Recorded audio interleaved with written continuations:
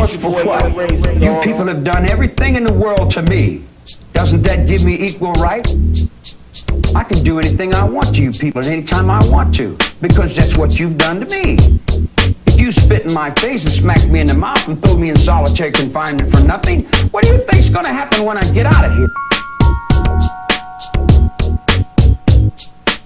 Street life is calling me. Stuck in the game, that's who I'll always be. Street life is calling me. Stuck in the game, that's who I'll always be. Street life is calling me. Stuck in the game, that's who I'll always be. I was born in the hood, a wild seed in the dirt. They ain't giving the risen. Now watch you part of the hood.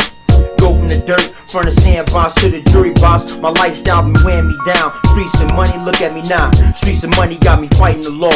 In a 12-man cell, living it raw. No money, no calls. I done spent and talked too much. And all my letter from my chick start with such and such. He said, she said, those you don't live by the code of silence. They talk too much, they gain soul and law. They got me out of sight and half brain dead. Looking at the ceiling, talking to prisons on my wall. Praying before I sleep and having vivid dreams of another nigga fill my bitch and pussy with cream. What does it all mean? I've been cheated all my life. That's why I lie, cheating hoes, still ride on my own wheel.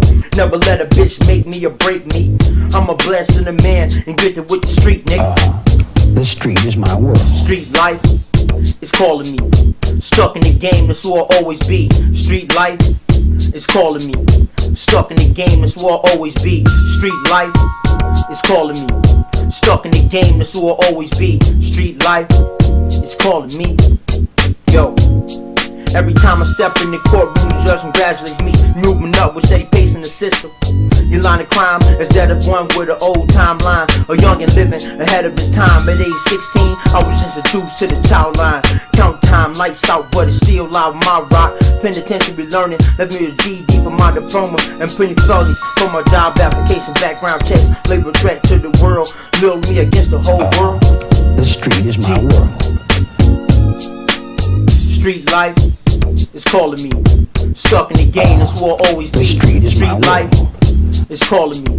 Stuck in the game, that's who I'll always be. Street life is calling me. Stuck in the game, that's who I'll always be. Yeah, nigga. It's real street shit. That's how it is, man. I eat, sleep, shit street. And I love these streets. I love my block, my Ave, my corner.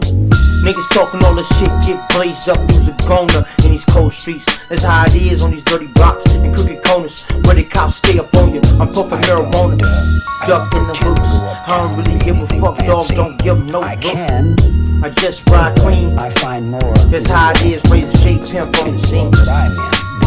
Street life, it's calling the real world is the one I have to deal with every day. It's calling me. Stuck in the game, that's who I'll always be. Street life is calling me. Stuck in the game, that's who I'll always be. Believe me, if I started murdering people, there'd be none of you left.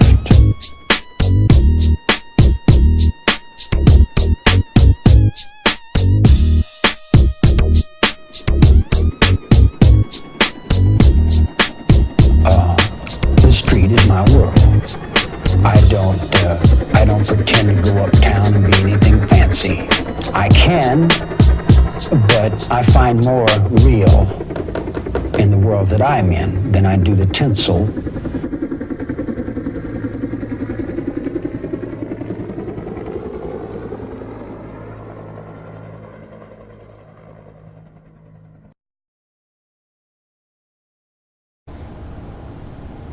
And welcome to the Jameel Rawls Show. And the Jameel Rawls Show is the main show that I'm working on in the capacity that it revolves more closely around my life and who I am.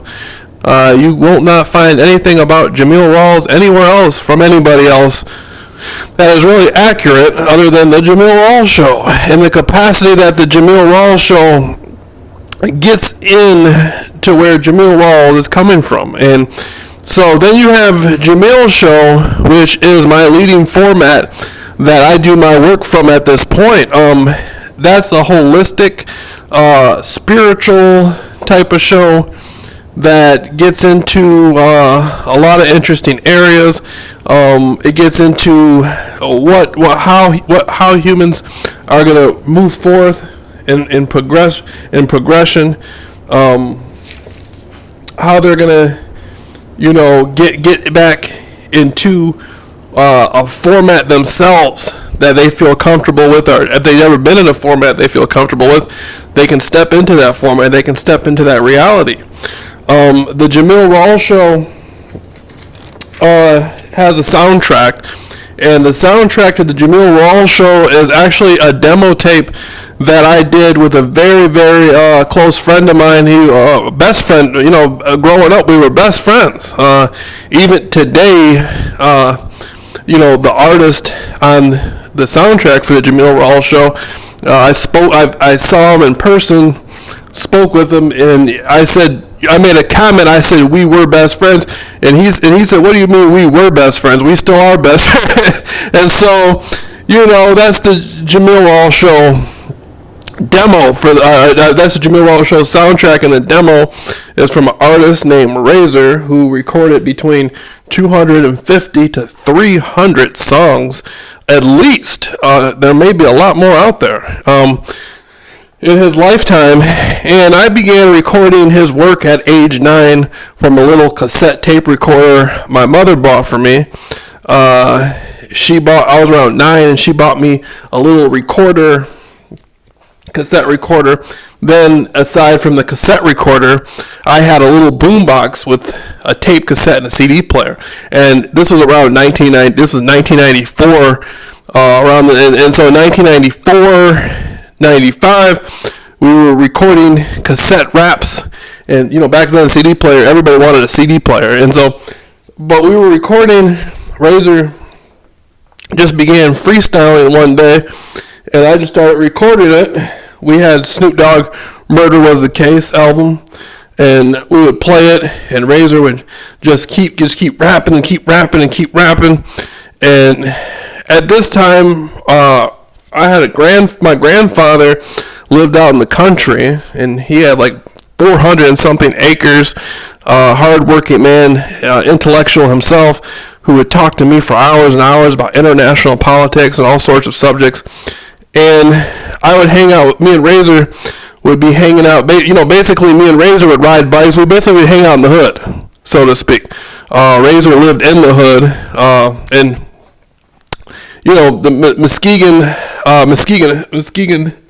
the Muskegon Heights area is a tiny area. It's not very big. It's very small compared to, like, if you go over to areas in Detroit, like 7 Mile and Van Dyke, which I have family in Detroit that live over in that area of 7 Mile and Van Dyke. Very, very rough area.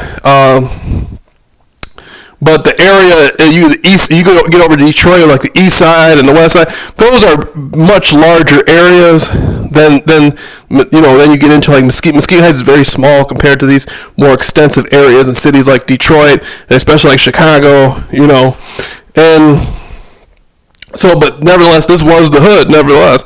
But me and Razor would ride bikes and hang out, and I would record all his music, and we would sell his little tapes and whatnot. We would try to sell them. A couple people bought them for like, $2 or something for a tape, and the tape cassette was worth like, one tape was worth like 67 cents or $1, and blank tape, but we would sell them for like $2, that type of thing. And Razor just kept rapping. That's the one thing about Razor, is you weren't going to stop Razor from rapping. Even if Razor was in juvenile hall, Razor was going to be writing repeated raps.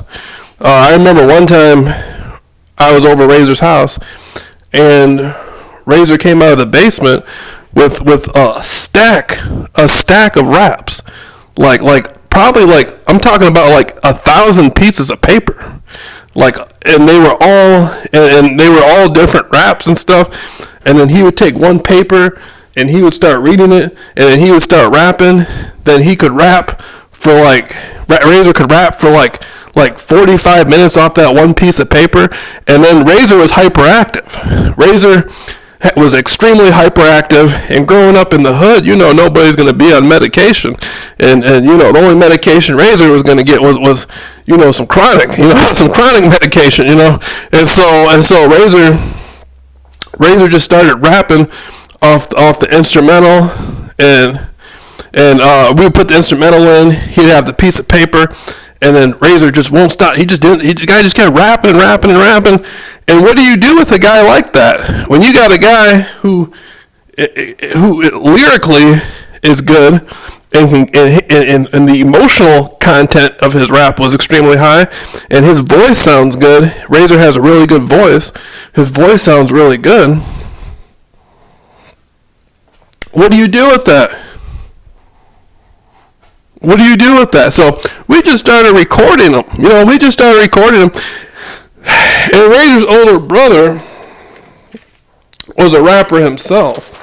And so Razor learned a lot of raps from his older brother. And Razor would begin rapping and just keep rapping, and we just kept recording it. And then eventually Razor was going to other studios. At a young age, Razor would go to all these other studios and just keep rapping. And so I went and got some studio equipment. I went and got a microphone, which was an expensive microphone, right? But we didn't really know. I didn't know how to work this equipment. I didn't know how to work all this stuff. I went and got a little mixing board and all this stuff. We put it all together, microphone and mixing board, and some computer programs and stuff. And we just came up with a studio. And Razor just sat there and kept rapping. Like right now, Razor will just rap over the phone, and Razor, that's all he just does is just rap. That's all he knows how to do is just rap. And so, we did the demo, and that was that. But Razor was a really interesting guy. Me and Razor used to go. I remember one time we went to Michigan Adventure. There was one summer, every single day I was at Michigan Adventure. My mother would give me some money and give me some. Back then, you can get into Michigan Adventures with some Dr. Pepper cans at a discount. And I would have all these different friends, and we would go to Michigan. Some days it would be Razor, other days it would be different friends, and we would go to Michigan Adventures like every single day, and we would have fun. I remember one time, me and Razor got locked into Michigan Adventures, and we didn't get, the park closed, and the people working there were so used to seeing us, they just didn't really pay any attention because I was there every day. And Razor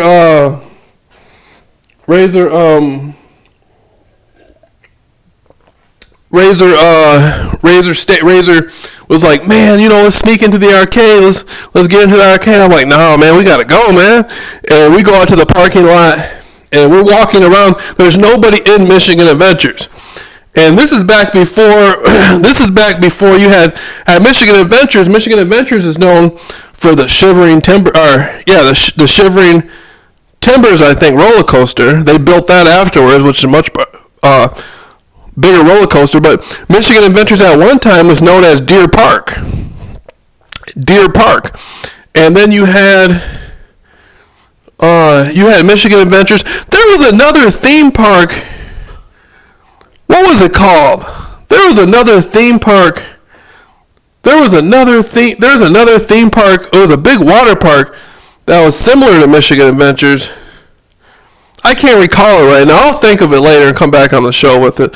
But so me and Razor were at Michigan Adventures, and we were there after hours. And Razor's like, man, let's go into the arcade. Blah blah blah. I'm like, the arcade's locked, man. I'm not gonna try to get into the arcade. And so, but we go into the parking lot, and there was a street cleaner, and it looked like it was trying to run over the seagulls or suck the seagulls through the suction of the street cleaner. And Razor started yelling at the truck, and Razor was so funny. Razor would come up with all these different cracks on people. Just like Razor can rap, Razor can crack on people. Like Razor will sit there and come up with crack after crack after crack after crack after crack on somebody. over and over again. Like, not, he do like your mama this, your mama that, or that's why you look like this, that's why you look like that. And Razor will sit there and humiliate somebody. If Razor will sit there for an hour talking about somebody. Razor is fun. Razor is crazy. And so Razor, we were growing up, and we used to have a ball, man. We used to have a ball. Me and Razor used to have a ball. So the Jameel Rawls Show is going to get into some interesting subjects, and this is part 2 of the soundtrack. And because Razor's on the soundtrack, we're going to often reference Razor. And there's other artists. My nephew's brother, matter of fact, was a well-known. My nephew's brother was an artist who was actually he was going to sign a record deal, I believe. He was in the process of signing a $90,000 record deal. My nephew's brother, my nephew's brother was in the process of signing a $90,000 record deal. At one time, unfortunately, he passed away. But I'm very well aware of music and entertainers and rappers, and going back to Michigan Adventure, that's the same place that Michael Jackson bought the Spider. Michael Jackson bought the Spider at Michigan Adventure. Michael Jackson bought the Spider at Michigan Adventure, and that's interesting. Matter of fact, Al Green, by the way, Al Green used to live in Muskegon Heights at one time, many years ago. A guy I know that was a friend of the family, he used to go on tour with New Birth, who was from Muskegon. His mother had been living in Muskegon since she had a house built. Her husband built her house in Muskegon on Wood Street over near the area of the projects. This is before the projects were even there, of course. And the house in Muskegon Heights has many mansions. That's the thing about Muskegon Heights, Michigan. Muskegon Heights used to be for upper white class folk. A lot of people who, Muskegon Heights is uptown. You have the downtown. Muskegon Heights is uptown. And the Muskegon Heights, Muskegon Heights used to be reserved for, higher middle class white people used to live in Muskegon Heights. If you go back to the yearbooks in the 1950s, you'll see, they say Oaks yearbooks, the majority of the people are white. The black people that live in Muskegon Heights didn't really start moving into Muskegon Heights until the late 60s, mid 60s, late 60s. And these were black people that were immigrating from the deep south, moving to Muskegon to get jobs. If you lived in an area of Mississippi like my father, who was born in Jackson, Mississippi, as most black people, now all the black people you see that moved to Chicago or moved to Detroit or moved to Muskegon were immigrating from Mississippi and other areas of the deep south. Many of these black people were related. Even if they lived in different areas of the deep south, they were still related to each other in different ways. The South has a personality and a history of its own. But the black people who came up here during industrialization period wanted jobs. They wanted factory jobs. And so, black people would get out of Mississippi, move up to the GM motor plants, Ford motor plants, and in Detroit, and they want to get a job in Muskegon. Well, Muskegon used to have all sort of industrial paper plants and power plants, all that stuff. And so that's sort of where the black community in Muskegon Heights stem from. Most of these people are related to each other in the Muskegon Heights area because all their families moved up here around the same time, and blah blah blah blah blah. And Muskegon Heights is such a small area. People, and I'm not making fun of this, people even have relations with each other's family members. You have cousins who have children by each other, not knowing they're even related. Anyhow, so I was going to say, but a friend of the family, who was a close friend of the family, his mother was explaining to me, his mother had a house in the early 60s, built in the early 60s in the Heights, and she explained to me that Al Green was a gospel singer, and Al Green used to live in Muskegon Heights growing up. He went to a few churches around Muskegon Heights. He lived there for a period. And so the Heights is fascinating. You can drive through the Heights, and some streets have mini mansions. There's mini mansions in Muskegon Heights from when the rich white folks, before the rich white folks moved out. And so when all these black folks started moving in, it's called blockbusting. The white folk, all the black folks start moving in, so all the white folks wanted to get out. Because looking at it realistically, a lot of white folks feel like this: when black people move into an area, you're not just dealing with them, you're dealing with their cousins and their friends, and a lot of these people might be in trouble with the law. So white people look at it like that. So a lot of white people got out of the area, and so eventually Muskegon Heights just became predominantly black. It just became a black city, mostly a black city. But there's still, when I was growing up there, you had white people. There's still white people in the area. There's still white people who, when I was growing up in Muskegon Heights, there was still a lot of white people. I remember I used to have white neighbors and different. The Muskegon Heights is a little bit different than Muskegon Heights now is a little bit different than what it was when I was growing up at the time there. You had crime and stuff, but the way it looked then and the way it looks now, all the businesses are gone. There used to be a lot of businesses in Muskegon Heights. There used to be a lot of stores. All that's gone.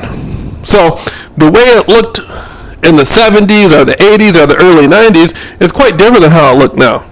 So me and Razor grew up at a unique time in that era,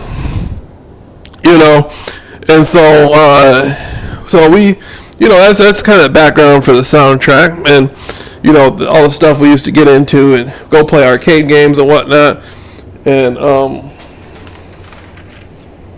have a good time. And one of the subjects I'm going to get into on the Jameel Rawls show is going to be, I'm on an interesting subject. Since we're talking about black people in the black community, we're going to talk a little bit about one thing I've noticed from white people is a lot of white people, and I know I have a lot of white listeners. This is the Jameel Rawls show. I have friends from all different nationalities. There's nothing racial. Everybody here is cool. I mean, all my listeners, it's that type of deal. But a lot of people, I've noticed over time, a lot of people talk about how black people beat their kids, how black people beat their children. And they say, man, she really whooped his ass. I remember times I'd see friends get whooped with telephone cords and all this stuff. And their mother would beat them up, whoop their ass with telephone cords and cable cords and all this stuff. And I'd be sitting there like, man, he's getting fucked up. You know what I mean? How white people discipline their kids. If you a lot of times you see, they get slapped on the ass a couple times or something. I know some black people, man, I'm like, man, she's tearing the skin off of his ass. You know what I mean? Like, he's getting like, I've seen growing up, you see in the hood, you see children growing up, you see kids get their ass whooped like they don't even, like, they just, like, you know, like they just robbed the house or something. Like, they don't, like, the mother doesn't even know them, like, they just robbed the house. And I want to school people on that a little bit. This goes back to the old Willie Lynch letter. A lot of times people don't get why do black women come down on children so hard, and this gets back into the Willie Lynch letter. And the Willie Lynch letter goes back to slavery, and basically it's been programmed subconsciously into the black people's minds that coming off the plantations that if they didn't whoop the child's ass good enough, the slave master would whoop their ass and probably even kill them. This goes back to the old house Negro mentality. This, in a sense, this goes back to the old house Negro mentality that the house Negroes a lot of times would whoop the slaves for the slave masters. And this gets back into my metaphysical mentoring classes about how I was talking about, you know, I was interjecting about the voodoo plantations and how they may have been using that pufferfish voodoo formula, like from the serpent and the rainbow on the plantations. But, you know, I got my metaphysical mentoring class, you know, that's on my channel along with the Jameel Rawls show. And so I used to sit back and watch these kids get beat and get the skin torn off their ass. And I used to sit there and be like, what's going on? And now I have the knowledge. This goes back to the old Willie Lynch doctrine, where if you don't whoop your kids good enough, the plantation owners are going to do it. And if the plantation owners do it, they might kill the child. So it was programmed into black people's minds, especially the black women, to really, goddamn it, whoop his ass. You know, please the master, whoop his ass as good as you can and please the master. And if you don't do it, the plantation will do it. Okay, and that's something within the black community that hasn't really been addressed quite yet. A lot of people aren't aware of that. And it's not really the fault of the parents. It's a belief, it's a subconscious, subliminal belief in the belief structure that's been implemented. Just like a lot of other things are small beliefs that have been implemented. And man, growing up, me and Razor would be sitting there playing cards or something over somebody's house, or playing video games or something, and you would see somebody getting their ass tore up with a belt, getting the skin torn off their ass, and I'd be sitting there watching that, and really not that I didn't get whooped myself, but I'd be sitting there watching all this stuff, and I used to be like, wow, man, wow, that's really interesting. So that's just some knowledge I wanted to interject. And if you don't know what the Willie Lynch letter is, the Willie Lynch letter was a formal documentation. That's where the idea of the lynching comes from. You're going to get lynched. Lynch him. That comes from the Willie Lynch doctrine. And the Willie Lynch doctrine was a doctrine set up. The Willie Lynch doctrine is a doctrine set up. Willie Lynch doctrine was a doctrine set up to brutalize and to create a slave, to paralyze them with fear, basically a form of mind control. And two horses would pull a slave apart, and the slave master, would have children by the slaves, and have mulattoes and quadratones, or whatever they call, I forget, whatever they call them, quarter black slaves and all stuff.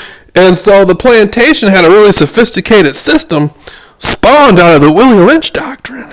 And through my esoteric, through my scholarly research, I've been able to figure out a lot of, where the Rawls plantation came from. Going back to slavery, you have the Rawls plantation, and you could figure out, see, back then slaves were bought and sold as property. And so, through my study, I was looking to locate, the Rawls plantation and figure out who the old slave masters of the Rawls plantation was and all this stuff. And, probably maybe even go back and, where's my 48, you can get your 40 acres and a mule, maybe I get my 40 acres and a mule out of them. No, I'm just I'm just joking. But okay, so you learn that, you learn the Rawls, there's, and another thing is soul food. Why I'm on the subject.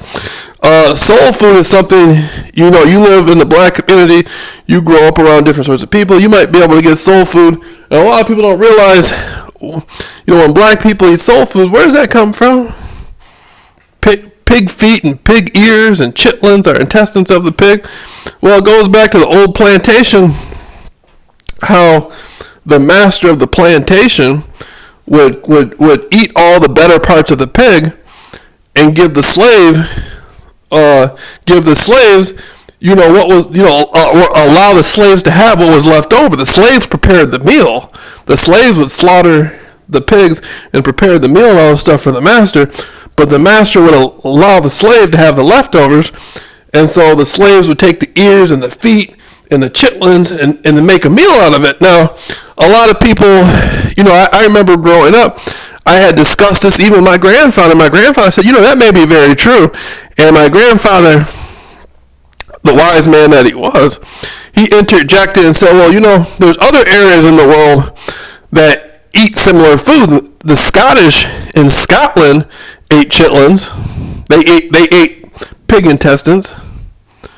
There's people who eat sheep eyeballs. There's other people in other areas of the world who have the same sorts of habits eating food. But I remember growing up, I used to think about that, and me myself, I've tried it. Pig feet are actually good. Pig ears are good. I've tried them. I like them. You can go buy pickled pig feet right now out of a jar. I remember eating pig ears, and when I tried it, I enjoyed it. Collard greens and all that stuff.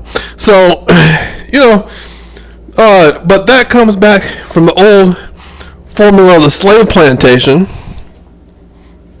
And, the Jameel Rawls show, I've never struggled for identity. There's a lot I know, a lot of, we go back, I go back to the Willie Lynch doctrine. I go back in my research to the civil rights movement, Malcolm X, all the way to Frederick Douglass, whatnot. Now, Frederick Douglass actually was a mulatto.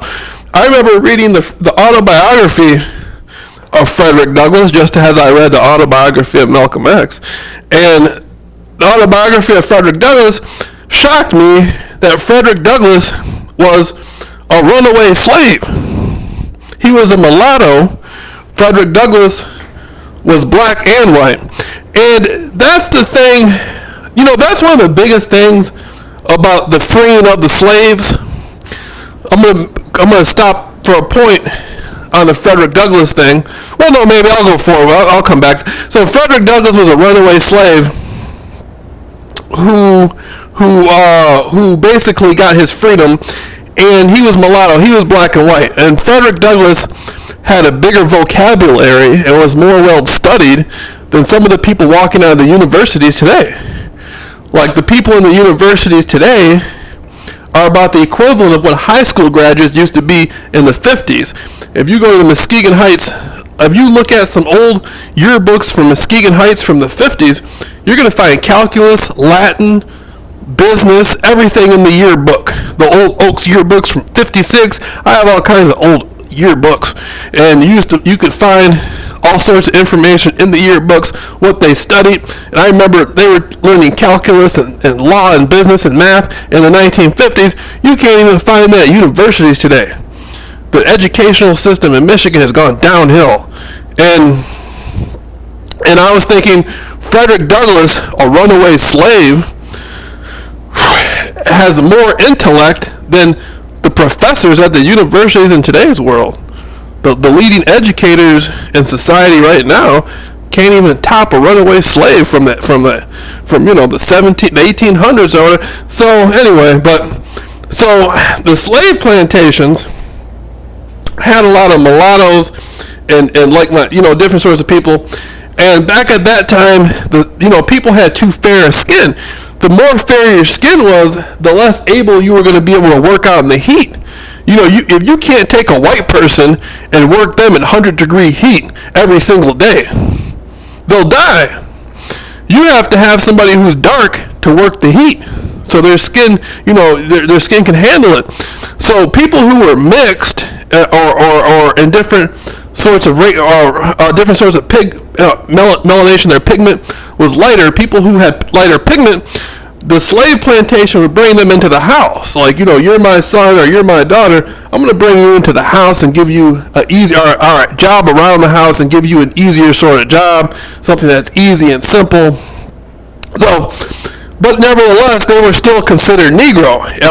By law, at the time the Constitution was wrote, if you had 1%, of what you call Negro blood, and Negro, black, colored, African American, these are all different statuses, by the way, that most scholars don't really often get into. But if you had 1% of black blood, you were considered Negro. So even if somebody was a house servant, a closer house servant of the master, and a house Negro, and they were brought into the house and to help slave master, they were still black. Okay? And the slave master, had a close relationship with these people. Even though they were servants in the house and all this stuff, they were close to the family. They were still there was still relation there. It's different. It's different up north. It was just different. There was no slavery up north, but black people live over here, white people live over there. Even today in down south, you'll see black and white people hanging out together in the same nightclubs. Up north, you don't see black and white people hanging out in the same nightclubs together. There's a different, there's probably more racism in Michigan than there is in Mississippi right now. And so, and while we're on the topic, I just want to interject that, Mississippi used to be the richest state in the Union. Now Mississippi is the poorest state in the Union, okay? But going back to what I was speaking on, the slave plantations would have people who were colored, half black or a quarter black. Eventually, these people, they didn't want to be looked at as being black. They didn't want to be looked at as being. They wanted opportunity. They wanted opportunity. They wanted. They were saying, "I'm not a field Negro. I'm a house Negro, and I want some opportunity." So. A lot of these slaves are more educated. The more closer they were to the master, some of these people, even though they were slaves, they were teaching themselves how to read, how to interpret information. The field Negroes weren't supposed to read. The house Negroes were learning more information. So a lot of the house Negroes said, "I don't want to be a slave. I don't want to be like that. I want some opportunity. Damn it." So a lot of the house Negroes a lot of the house Negroes were monumental in ending slavery just as much as the field Negroes, who, like Frederick Douglass, who would just run away and get away. So, studying the psychology of the black community and the historicalness of the black community can teach you a lot about what's going on right now. And that's, growing up with Razor, I was able to, I have a much better perspective of world history, because you cannot study anything without adding world history. And so world history has a lot to do with a lot of stuff that's going on. And you look at a small situation, it's connected to world history. Now the black families the white and black dichotomy in the Deep South, when slavery formally ended, a a lot of the plantation owners actually would put a lot of the former plantation owners would put these slaves through college. They would take the former slaves and send them through college to become reverends and pastors and whatnot. And there was a situation going on where, you know, you had the Ku Klux Klan, and there was Ku Klux Klan up north. There's Ku Klux Klansmen in Michigan. There was Klansmen in Michigan and New York and stuff. And oftentimes people like Nathan Bedford Forrest, who supposedly is credited with heading the Ku Klux Klan, Nathan Bedford Forrest put some of his former slaves through college and turned them into reverends and teachers and stuff. And this was during the Reconstruction period, and Mississippi was once the richest state in the Union because of cotton and tobacco. They were selling it around the world history there for you. Now the North didn't want the South to get back into the business. They didn't want the South to have the business they once had. So, you know, they changed all the textbooks in the school during the Reconstruction period. Basically the Union, the federal government, changed all the books, all the knowledge and the information in the books was changed over a lot. The history that you're reading about the Civil War and about the South is far different from what it actually was back then. But you would have people from up north dress up like Ku Klux Klansmen and go to the South and burn up black schools and burn up and do all sorts of stuff in trying to stop a reunification of the former slaves and the former slave plantation owners getting together and beginning businesses and stuff. So a lot of the violence of the KKK, a lot of people look at that and wonder, like, what was going on? You actually had people from north coming down south and doing that just as well as you had the racist Ku Klux Klan in the South doing that.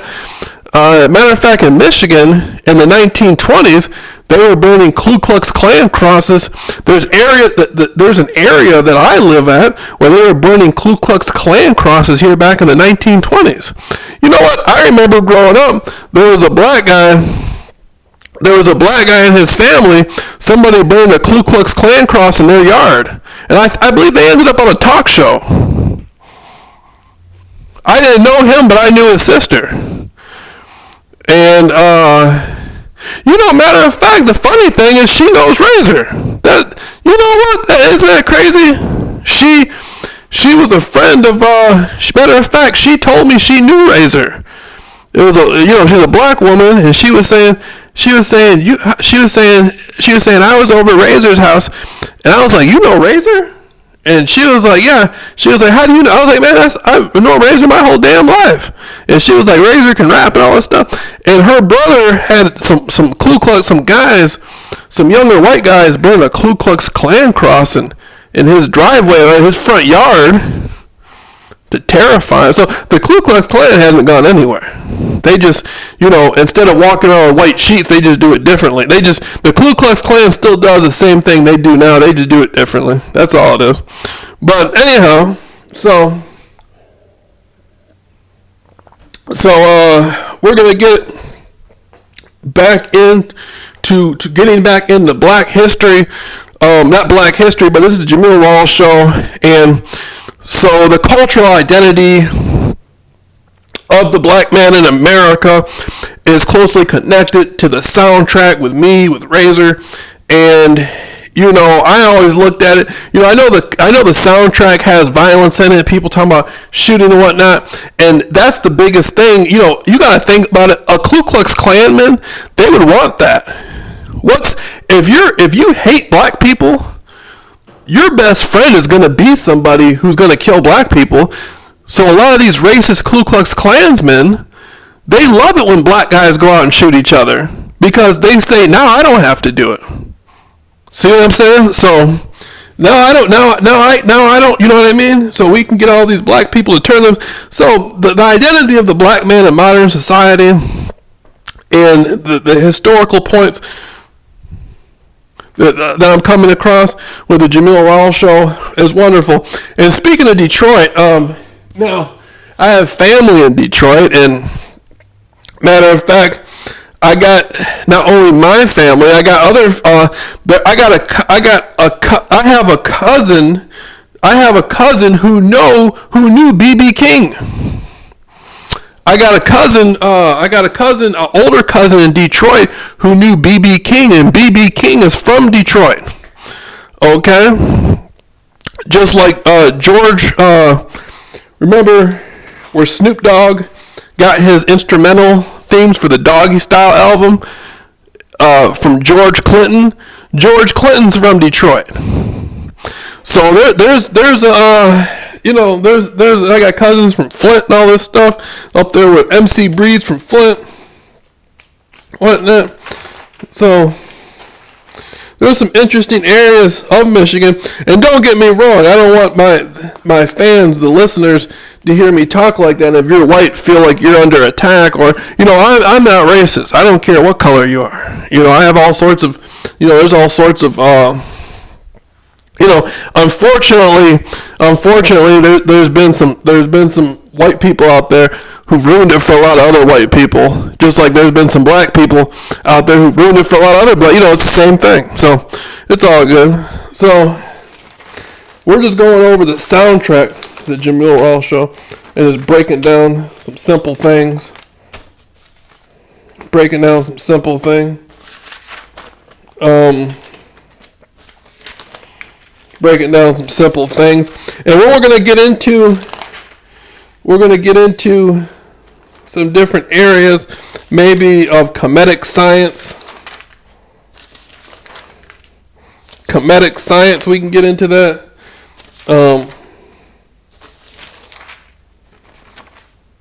We can get into comedic science. We can get into a lot of different areas, and so this is the Jameel Rawls show.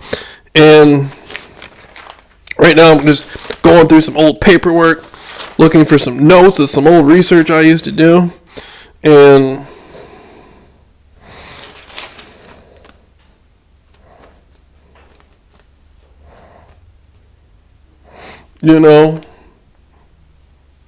right now I'm looking at some notes where it says silver is representative of the moon, gold representative of the sun, and bronze representative of the earth.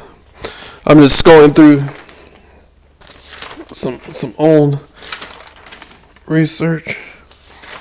So you can think gold coins and silver coins and bronze coins and all this stuff.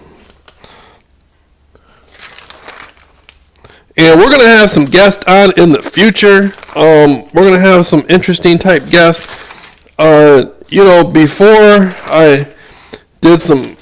We're going to see if maybe we can get some actors on. I would be excited about getting some actors from the old B movies. There's a lot of older B movies with black actors and African American actors in the movies. Remember, like movies like Jive Turkey, or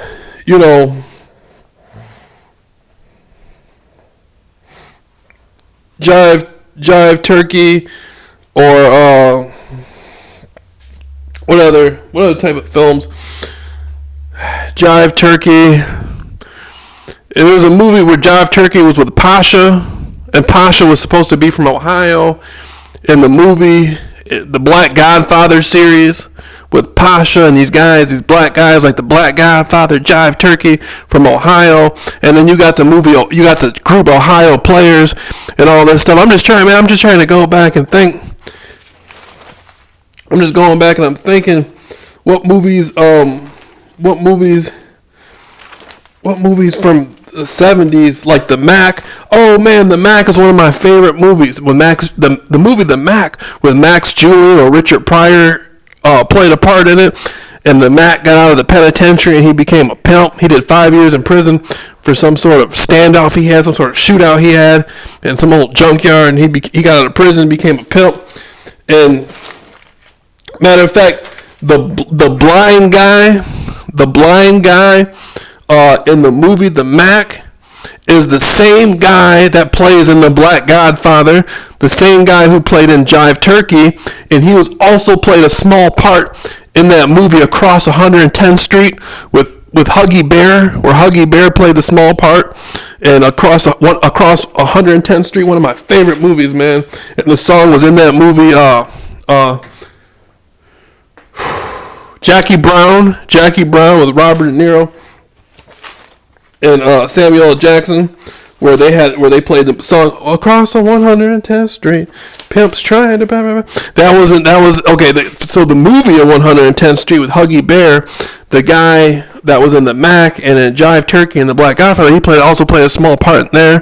There's gonna be maybe it'd be nice. That's the type of stuff I like to do. It'd be nice if we can get some old interviews with some of these people and see what we can do. See if we can get some old actors out of the black community who used to be in these old movies and stuff.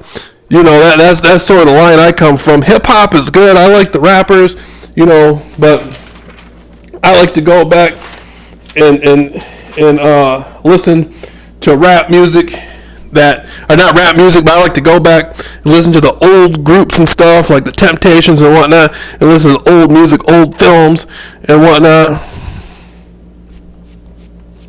and see what we can come up with. All right.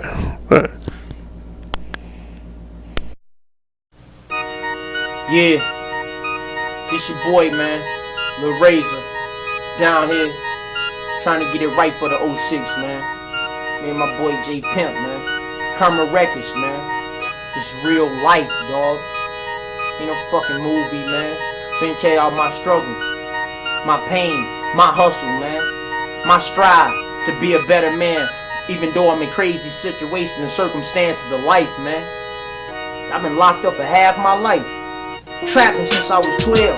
This trap or die, nigga. Huh? All my life they been hating on me. All my life they been plotting on me. All my life they been locking me down, knocking me down. Now I'm back for the crown, nigga. All my life they been hating on me.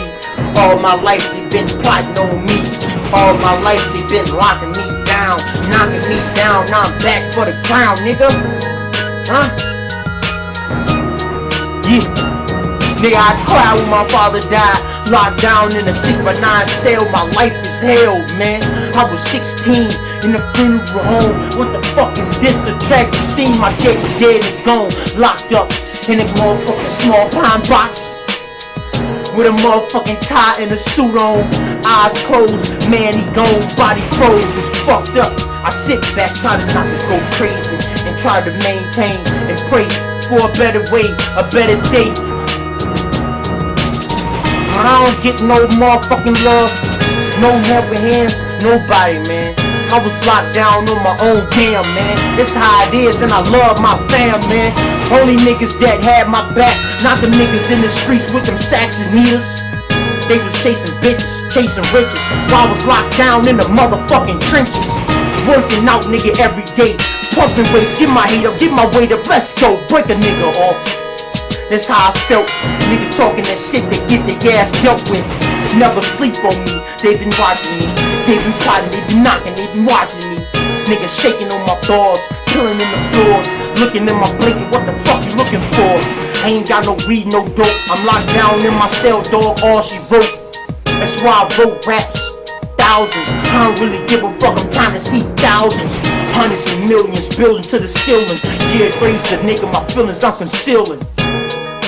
So 6, it's a new year, nigga, I'm done with the bullshit. Any broke, petty, fake ass line bitch. Spit game, nigga, suck your best friend dick. Man, these chicks dirty, and they real tight. That's why I'm telling you, dog, my life is straight pain, straight pressure, straight hustle, straight grind, straight mind, nigga, give me that step back.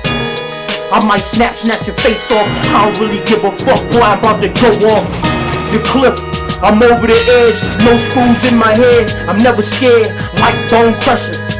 I'm ready to smash me and bash me and crash me a nigga straight into a fence, over the pole. I don't really give a fuck where he's going. I'm in the zone now, leave me alone, and they hate that I came home. They had me locked down for 17 months in a level 5. Damn, man, this shit get loud. Had to knock me a nigga out. Seen a nigga get stabbed, damn man, this nigga's mad. Then I'm back on these streets, and I'm hungry, nigga, and I don't sleep. I'm fucking trapped, or die, that's how it is, don't ask why. Bitch nigga, huh? All my life they been plotting on me. All my life they been hating on me. All my life they been locking me down, knocking me down. Now I'm back for the crown, nigga. All my life they been hating on me. All my life they been plotting on me. All my life they been knocking me down. Now I'm back for the crown, nigga. All my life they been hating on me. All my life they been plotting on me. All my life they been locking me down, nigga, knocking me down. Now I'm back for the crown, nigga.